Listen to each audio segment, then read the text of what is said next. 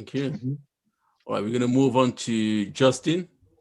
So Justin, actually, he just found his African ancestry DNA recently from Cameroon, Bamileke.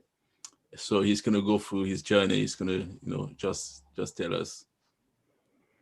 Yes, sir. Thank you, brother Markham. And I'm kind of glad that I'm going last. I was able to, in my mind, travel on this journey with both princes, and they took me all through Cameroon. And Prince Ilani took me to his different travels, and man, it's been great just to hear.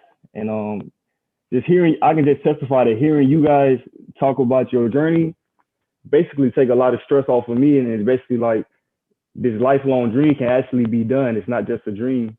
People actually did it. So I guess I'll start off by saying my name is Justin Mills, just like Prince Ilani and just like Brother Bill stated that they stay in Georgia. I'm from Georgia, not Atlanta, not the city, but small town Georgia called Mitchell, Georgia, in Glasscock County.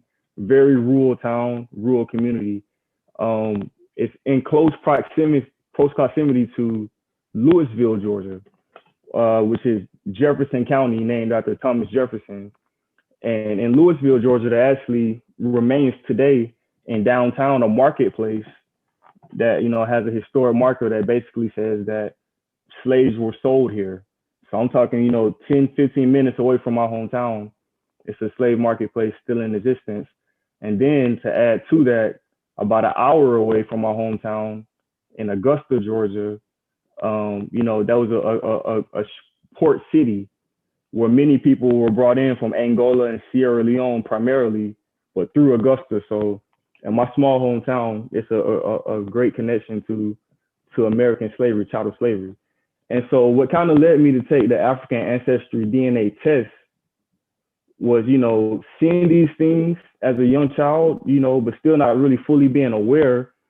And then, not to mention this lie that stuck with me all throughout school, which one of my history teachers told me, which is that slavery never existed in, Glasscock County. And so I just always questioned that. And I don't want this to really be about slavery that much. I was reading Sheikh Anta Diop's book, The African Origin of Civilization. And one of my favorite quotes of it is where he says that the memory of the recent slavery to which the black race has been subjected, cleverly kept alive in men's minds, and especially in black minds, often affects black consciousness negatively. So basically saying that all of these movies that we see, with like 12 Years a Slave, like Antebellum, like Django Unchained, where it shows us as black people being the victims of, slavery, being the ones oppressed, being the ones always at the bottom, being the one always getting whipped. I feel like that can really, really negatively affect us in our minds mentally. And so basically I set out on this journey of researching. In a nutshell, I set out on this journey to research all that I can about my family history. And if it's a connection to slavery, I set out to find that. And so, I read a lot of books growing up as a child, Up from Slavery by Dr. Booker T. Washington. I read biographies on Elijah Poole, who is also known as the Honorable Elijah Muhammad, the leader of the Nation of Islam, who, basically groomed Malcolm X into the man that he was. And so the thing about Elijah Muhammad, he grew up in Washington County, which is only 20 minutes away from my hometown. And if you know anything about Elijah Muhammad, you know that he fled from Washington County at a young age because he had seen so many lynchings at that time, between 1900 to 1919. So, but this is where I'm from. And so this thirst of the knowledge from my ancestors, it basically preoccupied my mind, and it was only supplemented by these Hollywood depictions and these false narratives about slavery. So I set out to find the truth. And so in researching to combat those lies that my history teachers in the American curriculum told me, I uncovered a few interesting facts that, if we had the time, I would like to share with you. So number one, I told you my history teacher told me that slavery never existed in Glasscock County, where I'm from. Okay, I found old archives and, primary sources that talk about General William T. Sherman's March to the Sea. for those unfamiliar, during the American Civil War, you have the Confederate States. They basically, who are Americans, they basically say they don't want to be a part of America anymore. They're going to found their own government, the Confederate States of America. South Carolina being the first state to leave.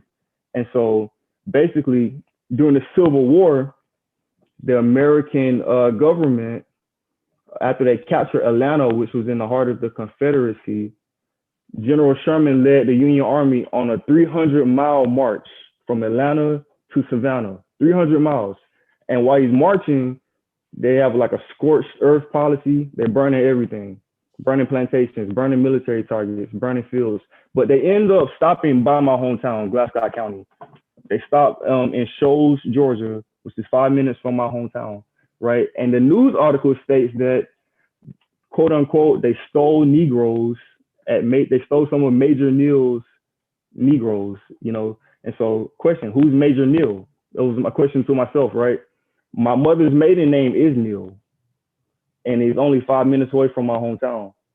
So, just from a pure speculative perspective, I'm like, okay, could my ancestors have been enslaved by this Major Neal? He obviously owned slaves.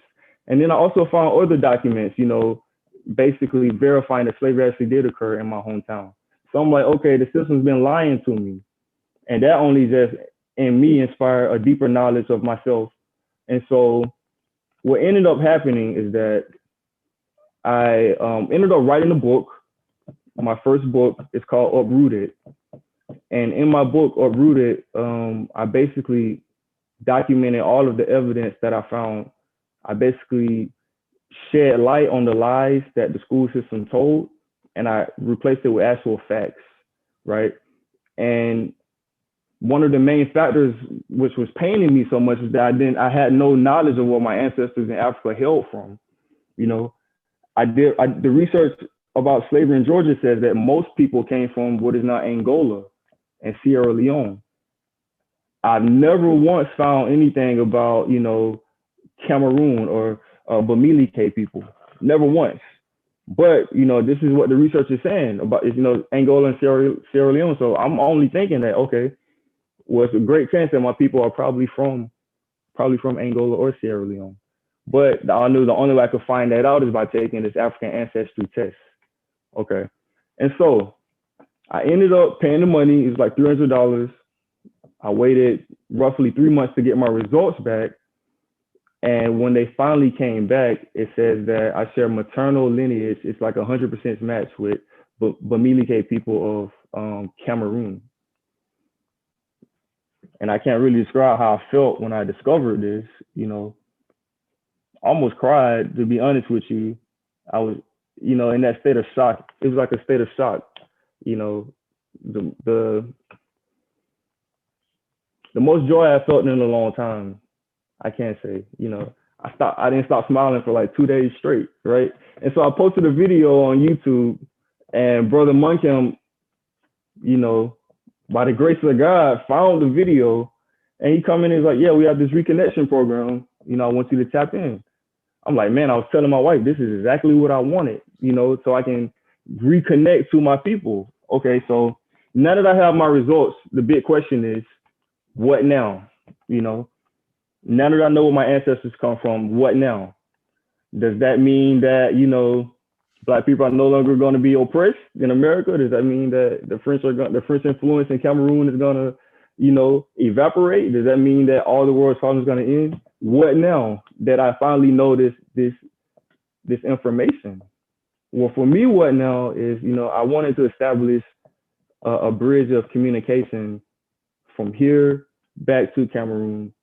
I wanted to do it to Africa in general, but now that I know my ancestors from Cameroon, from here to Cameroon, so that I can, like many of you have, traveled back to the continent, reconnected with your people, take your mind back, uproot yourselves from these lies that we've been told, and basically immerse yourself in your true culture. I want to learn French a little bit, even though I know that it's a language of a colonizer and oppressor, but I know many people in Cameroon speak French, and I want to be able to not have a middleman or translator to be able to, communicate directly and understand correctly. And so to finish, a friend asked me, so now that I discovered this, how did my family react to this wonderful news, right? Did they react how I reacted or what? And sadly, I can say that my family, as I think most African Americans are, that I've come in contact with, I can't speak for everyone, but who I've come in contact with, so mentally disconnected from Africa that the news didn't mean really much of anything, which is not a surprise, as we know that, through slavery, many of us were brainwashed. We couldn't read or write. We couldn't learn. The only education we got was from the slave master, and that was basically, readings from the Bible, selected readings from the Bible to keep us, quote unquote, in check. And so we're so disconnected. It really didn't mean anything, right, to them. And I was once like that as well until I sat out on this journey through research to rediscover myself. So I think that it's up to me basically to help them to see beyond this image of slavery that keeps us at such a low level. And when you think about African Americans, you probably think about the descendants of slaves, even though we know that African Americans aren't the only people to be enslaved. The indigenous Americans, they were enslaved.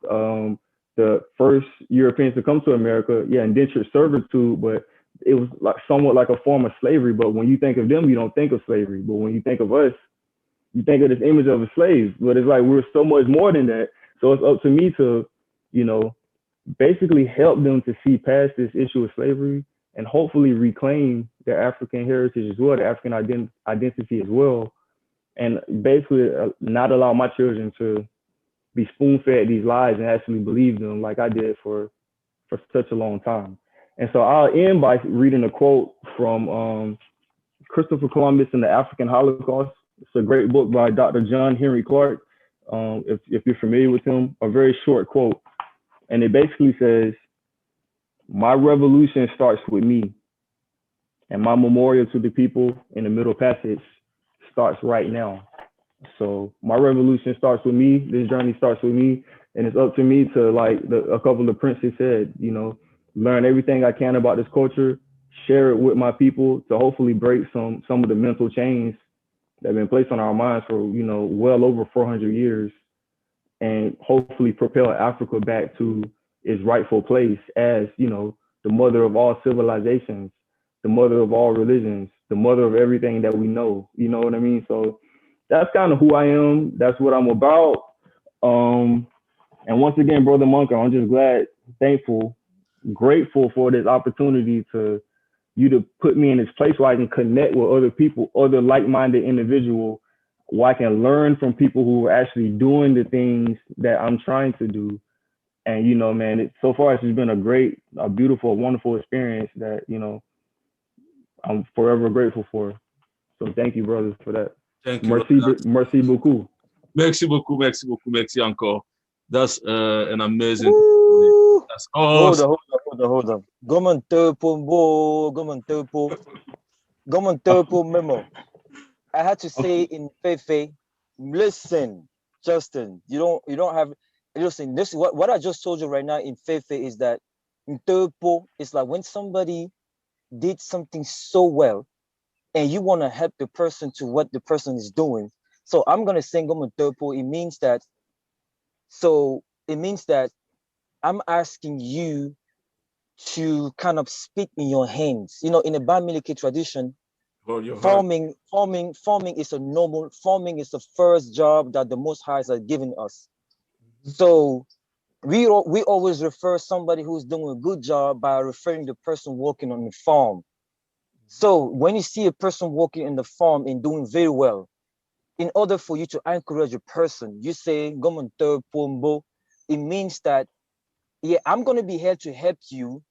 Have the strength to spit in your hands and then move and then like how can I say, and then put that in your hands so that you have more grip on whatever you use to kind of like keep walking. So I know it's very difficult to explain this in English, but I had to say in Fefe because what you just did right now, there is a complete summary of not a descendant of a slave, because I always say I never call you like that. You are the descendants of the smartest and the builders from Africa.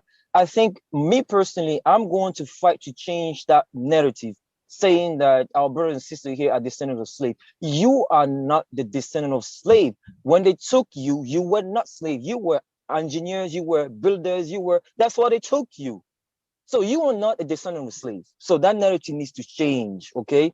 So I think we should also learn how to change the narrative as well. So listen, I'm gonna stop here, but I just want to say this. Thank you for sharing that. Definitely very inspiring and knowledgeable about all the historical fact that you gave about your town. I have no idea about that. And yes, let's keep the work going, man. Thanks. Thank you for that, brother. Thank you. Merci beaucoup. Yes, brother, that was heavy. That was heavy. You know, we learn every day. Thanks a lot. And you got your Georgia's brother, Bami brother. They want to meet you. So you got Prince and you got brother Bills. They already requested on the chat that they want to meet you in Georgia. All right. So anyone got any question for our brother Justin?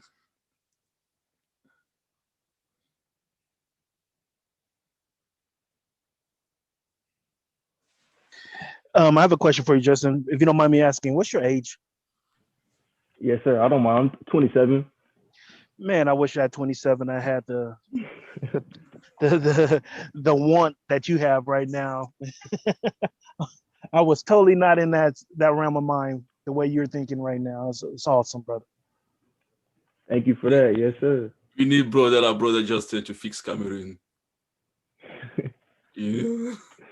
You need to get your dual nationality. You can run for president.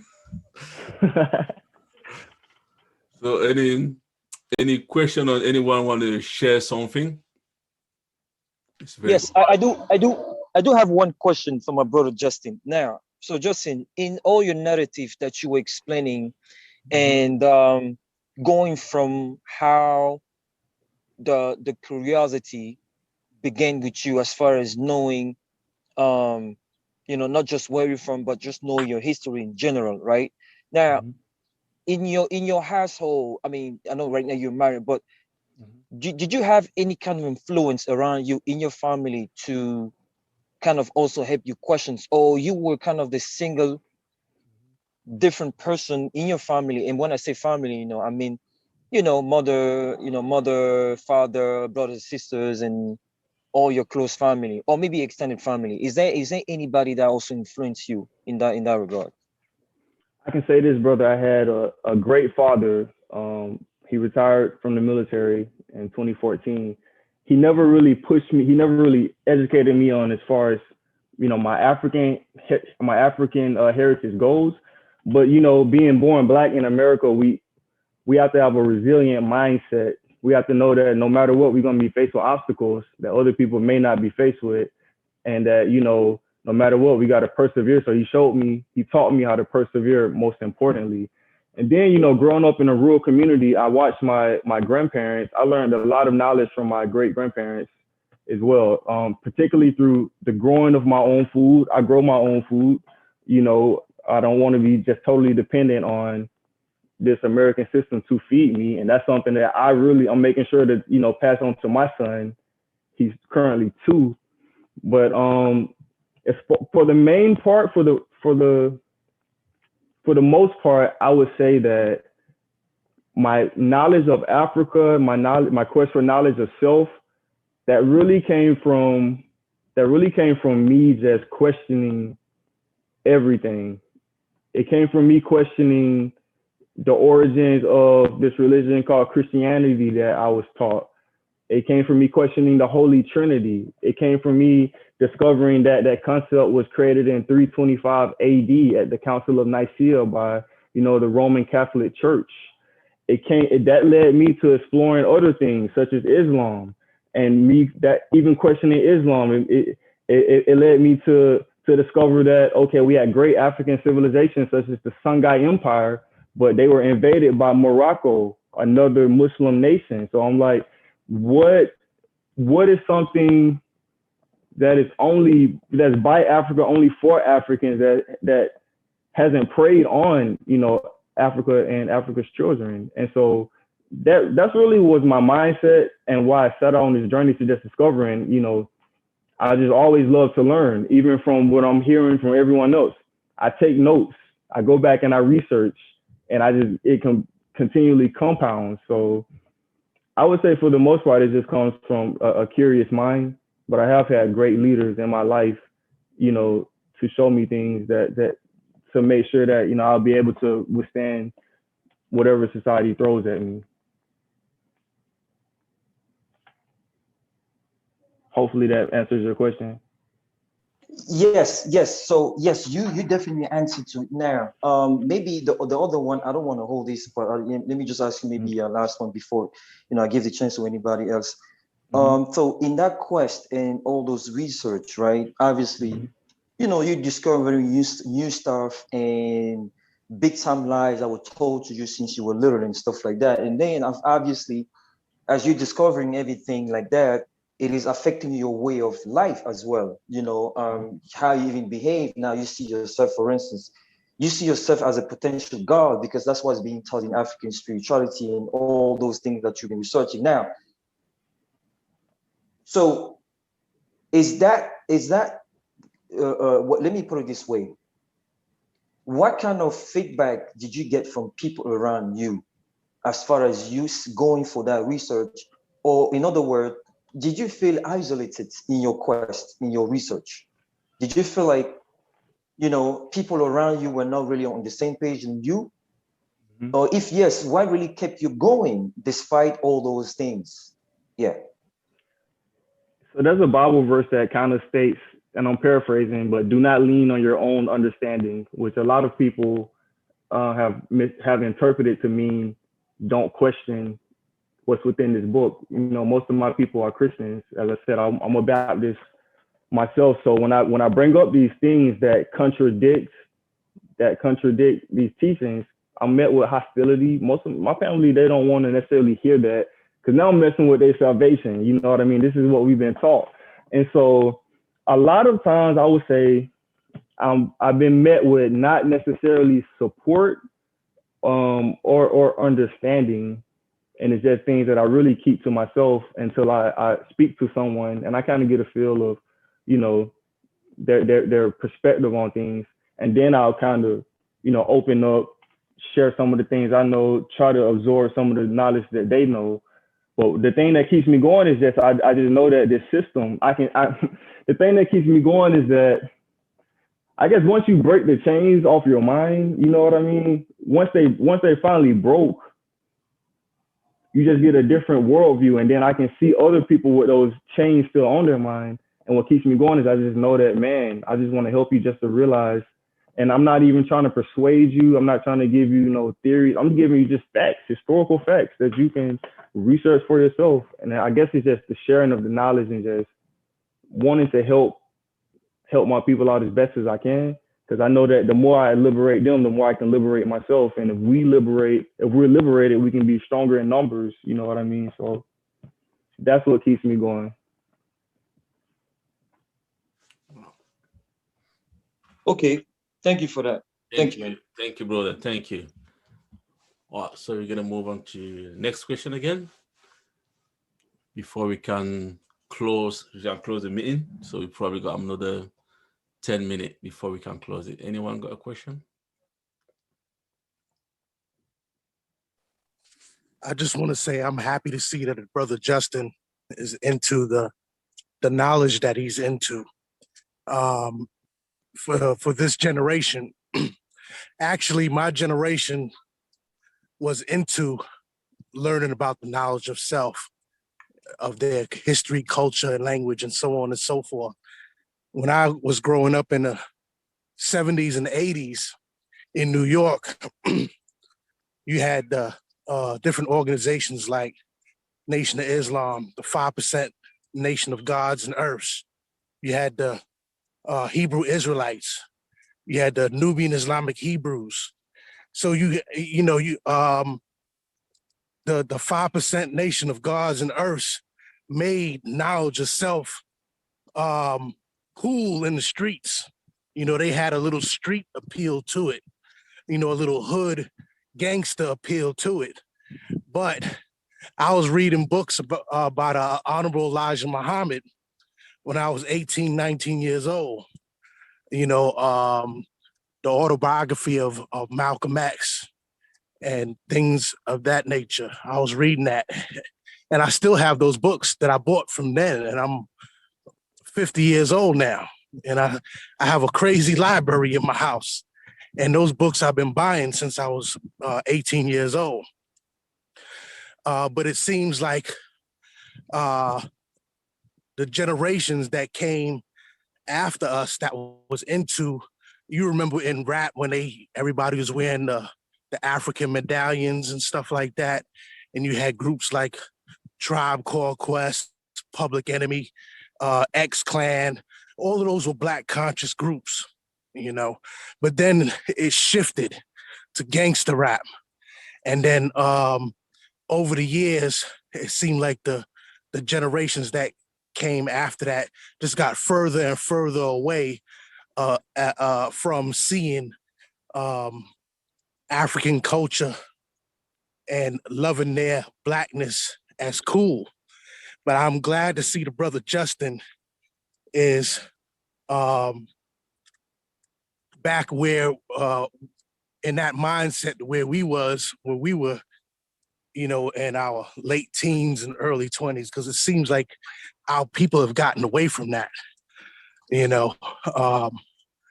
And although a lot of those groups like the 5% Nation of Gods and Earths, they might not have had the total truth, but they made seeking knowledge cool. You know, it you know, we were calling each other gods back then. You know, you know, back then, you know, somebody would say, you know, when I didn't have any sort of knowledge of self, they'd say, "Black man, you God." You know what I'm saying? Peace, God. He'd be like, why is this guy calling me God? You know, he was like blasphemy, you know, like, you know, this guy's crazy. He's calling me God and everything like that. And then, you know, they were out on the streets on Jamaica Avenue, Times Square, Fulton Street in Brooklyn, handing out pamphlets. And, you know, you were getting hit from all directions, from 5%ers, from Nation of Islam brothers, from Hebrew Israelites. And, you know, back then I didn't even know the difference. I just knew that they were just pro-Black. So I was getting information from all of them, you know. And on top of that, I come from a family background, you know, like as I said, I grew up in a Jamaican household. So my father had a sound system that he always played music like Burning Spear, Culture, Bob Marley, Peter Tosh, and in all those songs, even back to the days of like ska reggae with Prince Buster, all of those people were conscious and they talked about repatriation. A lot of them talked about repatriation in their songs. So that was kind of like a subliminal messages coming to me from the background as well. So, you know, you know, you may not have had, both my parents are Christian, you know, but at the same time, the culture opened you up for the information. Like my brother was a Rastafarian and, you know, he ate what they call Ito. And so when I converted to Islam when I was 19 years old and I told him I wasn't eating meat anymore, or I wasn't eating pork anymore, or I was into the African thing, it wasn't a shock to them because they already went through it with my brother. My mother was like, all right, well, you're just gonna have to make your own food, you know what I'm saying? And, you know, Rastafarians always taught that the biblical characters were Black and they always associated themselves with Ethiopia or Africa. So it wasn't a shocker to my parents. Now my father has his Cameroonian African ancestry certificate in a frame on his wall in their house, you know, and my mother accepts it and respects it, but she just doesn't have the same passion for it as me. But at least she's gotten to the point where she accepts it and respects it. So it may take a little while for our families and everything and our loved ones to accept it. But trust me, it's leaving an imprint on them. And I believe that I believe that they respect it. They might not have the passion for it that we have, but I believe that they respect it. And I believe that a lot of them accept it.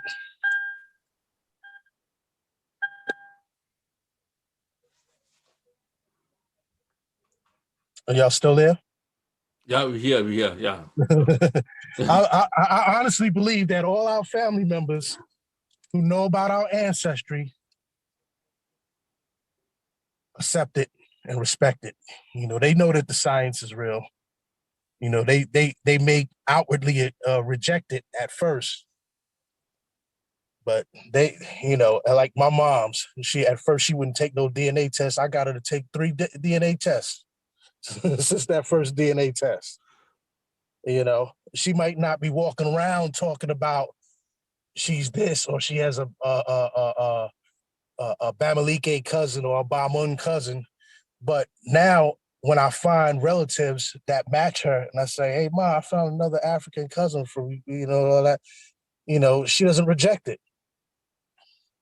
She doesn't reject it.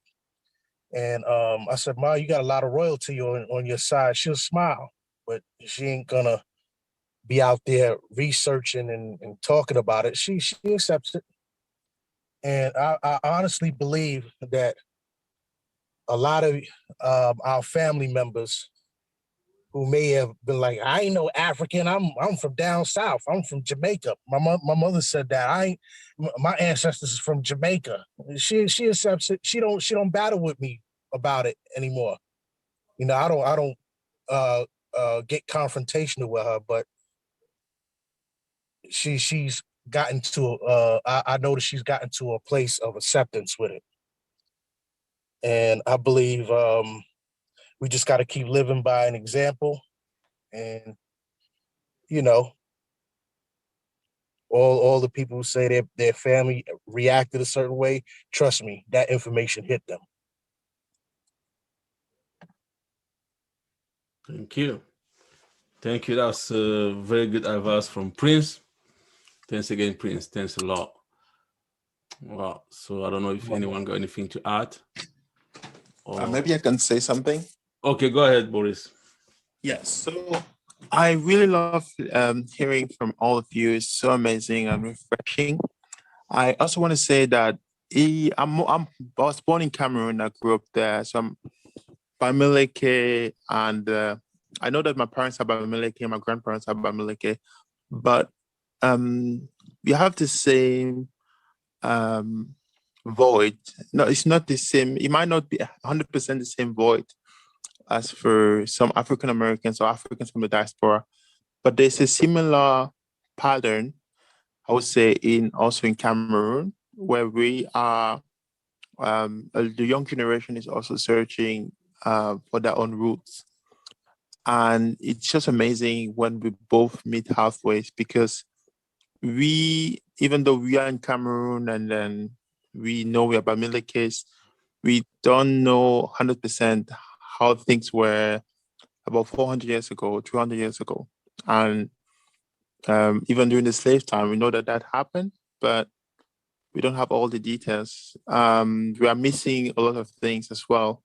So it's just great to be able to join hands and work together to kind of bring back this, like, to first tell our own story, learn first about what happened really.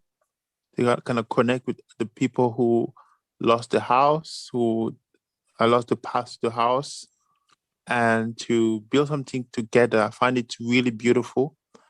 And I am very happy to be here to hear all those testimonies and people history, and people will travel and connect with the different traditions and with Cameroon overall in Africa. So yeah, thank you so much. Thank you again, Boris. Thank you. I mean, just to add up to what Boris just said, I was born in Cameroon as well, and I was born outside the Bamileke area. I was born probably about 25 minutes to Yaoundé, and I grew up over there. The first time I went to the Bamileke village, I was probably 28, and I never knew about the culture or anything because my parents never actually sat us down and then speak about the culture. And to be honest, since doing the show with all of us, I'm learning every day. And I have to go back again and check again, just like Brother Justin said, when he got the information and then he checked it back again. So that's what I've been doing. I've learned from everyone in this show, from Brother Toko from the first time to Prince and everyone here. And that's how we call reconnection. It's not only that because you're born in Africa, you're supposed to be knowing everything. So we learn a lot from Africa, from you guys as well. And I'm really, really privileged and glad about the whole thing. Well, that's it. So I'm gonna say I'm sure that we went through all the questions and everything. So we're just gonna close it from here. And again, I'm gonna say thanks to everyone, for logging to the show and share the knowledge and everything. Thanks again, guys. Yes. You're welcome. One more time, man. One more time. If I may say something for the end, man. I don't never call you descendant of slave, man. I don't know. Well, it's like, when I went to different countries in Africa and I see what we've done before slavery. Our young brother here, I think he's the youngest. I'm assuming, Justin. I mean, when you learn about what we've done before slavery, before the Arabs, yeah, you will never call our ancestors slave, man. So yes, I know it's all of those things are new knowledges, but as we know exactly what we've done, just go in the museum, man. Just go in the museum and see what we've done. That they're still wondering how we did it. Do you think slaves did it? They were a bunch of high priest engineers and builders. So yeah, if I have to just maybe come out of it from this meeting today, is that I would like us to change that narrative and start influencing other people as far as how we call our brothers and sisters from here. As a matter of fact, I'm trying to get in contact with one of the